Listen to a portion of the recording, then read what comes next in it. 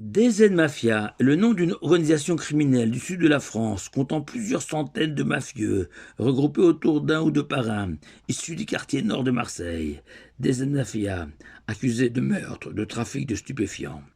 Notre paracha de Korach, ce cousin rebelle de Moshe, notre maître, il est aussi question d'une organisation, d'un groupement de dizaines de membres autour de Korach, le parrain, unis dans leur révolte contre Moshe, l'accusant tous d'être un dictateur, abusant du pouvoir et de ses privilèges. La fin est connue. Au petit matin, la terre va trembler et engloutir à jamais Korach et tous ses acolytes. Puis l'Éternel va ordonner à Élazar, le fils d'Aaron, le grand prêtre, de ramasser les encensoirs, jonchant la terre, ces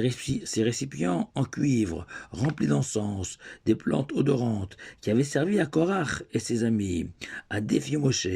dans l'espoir que le Tout-Puissant préfère choisir leur offrande, leurs encens, plutôt que celle de Moshe et de Aaron, puis de faire fondre ces encensoirs, les laminer et utiliser ce cuivre comme revêtement pour le misbéach, l'autel en cuivre situé dans la cour du Mishkan, du temple du désert. Pourquoi? Afin justifier le Tout-Puissant, que ce revêtement soit un souvenir éternel de la révolte de Korach, et afin que jamais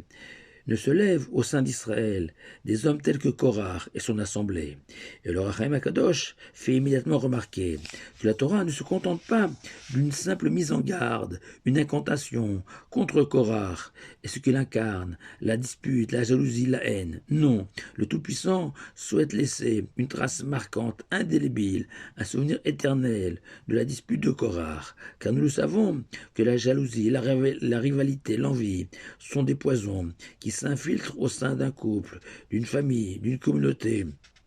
telle une infection, qui peu à peu gagne du terrain et finit par se généraliser, sans laisser aucun espoir de rémission aux personnes contaminées. Plus encore, dans le Talmud, Rav Lamora déduit de cette mise en garde de la Torah, de ne pas imiter Korach son assemblée, que toute personne qui entretient une dispute avec son prochain, la nourrit,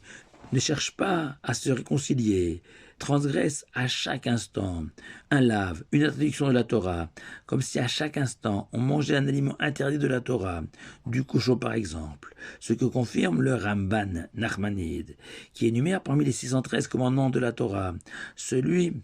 d'entretenir une dispute ou une fâcherie avec son prochain. Il est possible de rajouter que ce n'est pas un hasard si c'est le Misbéach, l'autel, cet endroit où les enfants d'Israël offrent leur sacrifice au Tout-Puissant, celui de réconciliation entre Dieu et les hommes, ce misbéach et son revêtement qui nous rappelle la gravité d'une dispute avec autrui, comme pour nous signifier qu'en préambule à la communion avec le divin, il fallait se rapprocher d'abord de l'humain, et que de la même manière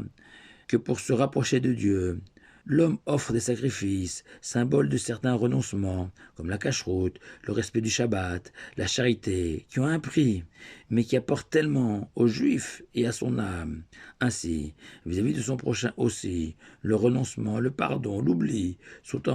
indispensables dans une relation apaisée avec autrui. La dispute comme une hantise pour un juif, au point que les maîtres de la pensée juive aiment à dire qu'il vaut mieux se jeter sous les roues d'un gros camion plutôt que de se lancer dans une dispute. Car, face à un poids lourd, un miracle est toujours possible, alors que la dispute, elle, est un ravin dont on ne s'extrait jamais. Tout ceci est vrai et relativement connu. Je voudrais ajouter cette idée moins répandue, que la Torah condamne Korach, le principal coupable, mais ne manque pas d'y associer systématiquement son assemblée, ses amis, qui eux aussi étaient des grands hommes, d'éminents juges rabbiniques, que la jalousie a détruit et emporté au fond de la terre. Et le natif de Vologine enseigne qu'il y a deux interdictions. La première, de ne pas être Korach, le meneur de la rébellion, mais aussi une seconde interdiction, bien distincte, adressée aux suiveurs de Korach, ses groupies, ses fans, ceux qui le supportent, l'encouragent dans sa dispute, car dans toute querelle, malheureusement, les entourages respectifs qui attisent la dispute, telle de l'huile sur le feu, et qui sans eux, leur prétendu soutien à leur ami, la querelle se serait éteinte, le conflit résolu et la paix retrouvée, comme le cas classique d'une dissension au sein d'un couple. Comme j'aime à le dire, ni la femme ni le mari n'ont besoin de supporters, d'encouragement, de hola, comme dans un stade. Non, un couple, ce n'est pas une compétition entre deux époux, qui a raison, qui a tort. Non, en cas de dispute, dans un couple, tous les deux ont forcément tort, car le seul vainqueur doit être la paix, le fameux Shlombaït. D'une manière plus générale, et en guise de conclusion, on peut se rendre compte que lorsqu'un conflit éclate au sein d'une communauté, d'une famille, d'une cour chassidique, il y a immédiatement des petites mains, des lieutenants, des chefs, qui chacun à son poste vont contribuer à ce que le conflit perdure, se développe et détruise la famille, ravage l'institution, anéantisse la communauté, la cour chassidique, une forme de DZ mafia de la dispute. Shabbat shalom à vous tous.